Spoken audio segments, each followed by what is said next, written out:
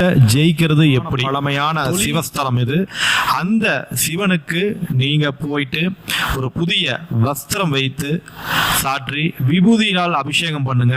இல்லை விபூதி அங்கே நிறைய வாங்கி கொடுத்து அந்த பெருமாளிடம் சொந்த தொழிலில் நான் நல்லா வரணும், சொந்த தொழிலில் ஜெயிக்கணும், சுய தொழிலில் நல்ல பேரும் புகழும் கிடைக்கணும், நல்ல லாபம் எனக்கு கிடைக்கணும், தொழிலில் நான் நல்லா வளர்ச்சி அடையணும் அப்படின்னு சொல்லி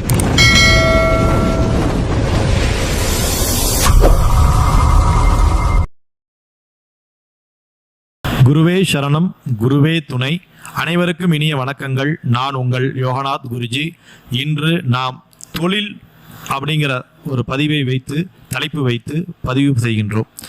தொழிலில் நாம் முன்னேறுவது எப்படி, தொழிலில் ஜெயிக்கிறது எப்படி, தொழில் ஸ்தானத்தில் நாம் எப்படி மிகப்பெரிய வெற்றி பெறுவது, இதுக்கு உங்களுடைய சொந்த ஜாதகமும் யோகம் தர வேண்டும், உங்களுடைய பெயர் யோகம் தர வேண்டும், நீங்கள் செய்கின்ற தொழில் வைத்திருக்கிற பெயரும் யோகத்தை தர வேண்டும். இது நிறைய பாதைகள் இருக்கிறது.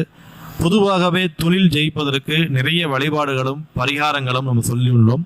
சொந்த தொழில் ஜெயித்திட நமக்கு கட்டாயம் யோகம் வேண்டும்.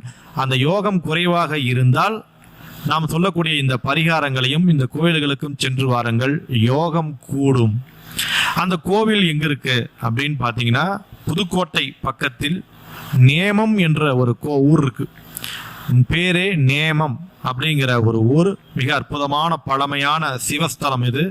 அந்த சிவனுக்கு நீங்க போயிட்டு ஒரு புதிய வஸ்திரம் வைத்து சாற்றி விபூதியினால் அபிஷேகம் பண்ணுங்க.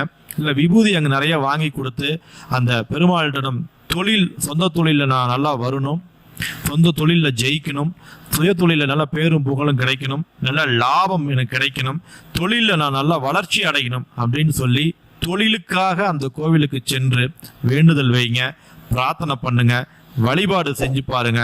உங்களுக்கு தொழில் யோகம் கூடும், தொழில் இருக்கக்கூடிய தடைகள் நீங்கும், தொழில் இருக்கக்கூடிய மந்த நிலை மாறும்.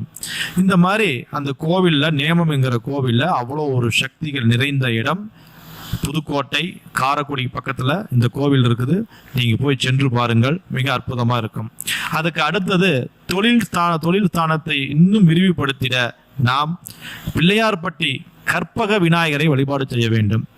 நீங்கள் பிள்ளையார்பட்டிக்கும் நேமமுக்கும் கொஞ்சம் சிறிது தூரம் தான் இருக்கும். அங்கே போய் கரெக்டாக கேளுங்க. அந்த நேமம்ங்கிற கோவில் இப்போ கட்டாயம் பார்த்துட்டு வாங்க. உன்னை பிள்ளையார்பட்டிக்கு பார்த்துட்டு போனாலும் சரி, இல்லை நேமம்ங்கிற கோவிலுக்கு போயிட்டு பிள்ளையார்பட்டி வந்தாலும் சரி, பிள்ளையார்பட்டிக்கு போயிட்டு அபிஷேகம் பண்ணுறப்ப விநாயகரை பாருங்கள். மதியம் உச்சிகால பூஜையில் அபிஷேகம் செய்வாங்க. அந்த அபிஷேகம் பண்ணுவதை பாருங்கள்.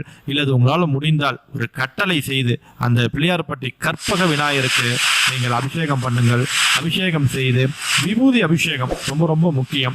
அந்த விபூதி காப்பு செய்யுங்க, விபூதி அபிஷேகம் செய்யுங்க. அல்லது விபூதியை படைத்து கொஞ்சம் விபூதியை வாங்கிட்டு வாங்க.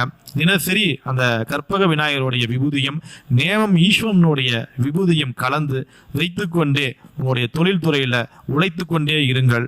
தொழிலில் நிறைய வாய்ப்புகள் ஏற்படும், வளர்ச்சிகள் ஏற்படும், வெற்றி மேல் வெற்றிகள் கிடைக்கும், லாபங்கள் பெருகும் என்று சொல்லிக்கொண்டு வேறு நல்ல பதிவில் உங்களை சந்திக்கின்றேன். நான் உங்கள் யோகநாத் குருஜி. நல்லதே நடக்கும், நல்லது மட்டுமே நடக்கும். நன்றி.